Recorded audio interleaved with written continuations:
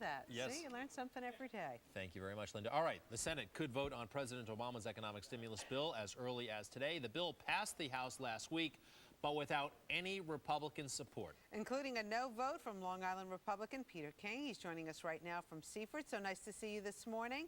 So why did you vote Good morning, against Rosanna. why did you vote against the economic stimulus plan? Rosanna, mainly because I thought there were too many extra provisions in there that really had nothing to do with stimulus. Having said that, there's a lot in there that is very helpful to New York, certainly on Medicaid funding. Governor Patterson was looking for about $5 billion, and this bill could bring in $10 or $11 billion in Medicaid relief. So, and also there's some infrastructure money in there, which is helpful to New York. But on balance, I just thought there was too many projects in there which have nothing to do with the economy or with trying to get us out of the recession. Like what? So I'm really give us hopeful an that a much example, better bill can Congressman. come back from the Senate. Give us an example of Excuse me? what doesn't work. Give us an example of what's in that bill that you feel shouldn't be in Sure. there. Yeah, for instance, like there's money in there for the National Endowment for the Arts. There's money in there on energy. There's money in there on education projects, which may be very helpful in the long run, but they have nothing to do with this particular area right now, and they should go through the regular process. What it appears as if is some of the people in the Democratic leadership, led by Nancy Pelosi, saw this as an opportunity to get Democratic projects in there, which really have nothing to do with the economy, but they thought they could sneak them through. And I think you're going to see a number of them being taken out in the Senate. Congressman, are you impressed, though, so far with President Obama?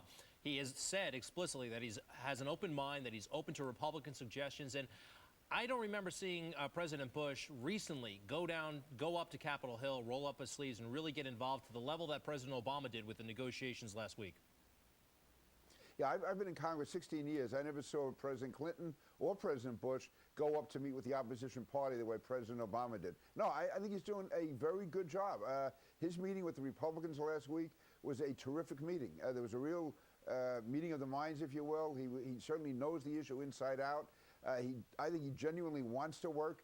During the meeting, he pretty much acknowledged that there are going to be two shots at this. There'll be the first vote we had last week, but then there's going to be the vote in the Senate, and then it's going to come back for a conference and to try to negotiate it. So, no, I think he understands, in fact, I know he understands the process, but I don't think he necessarily expected a lot of Republicans to vote with him the first time, because we made it clear to him that we have been entirely shut out of the negotiating process under the House Democrats. Now, that's their prerogative. They won the election. But President Obama wants to make it more bipartisan. So, no, I think he's doing a very good job. I think it's genuine. I don't know him that well. I met him a few times. But people who do know him say he genuinely does want to work across the aisle. And so I give him credit for that. And even if it doesn't work on this particular bill, that pays off over 4 years. Congressman, briefly, how anxious or eager are you to run against Kirsten Gillibrand next year? A lot of folks think she's seriously vulnerable. Yeah, I think she's very vulnerable also, and I'm looking at it very, very seriously. It's a question if I can raise the money or not. If I can raise the $35 to $40 million that's necessary, I will absolutely run. I think she's vulnerable, certainly downstate. I think that I can cut into her vote very substantially upstate. And I think the people want someone with real experience who represents middle-class values, and that's me. How'd she do while she was in Congress? I've been in Congress, this is my 17th year.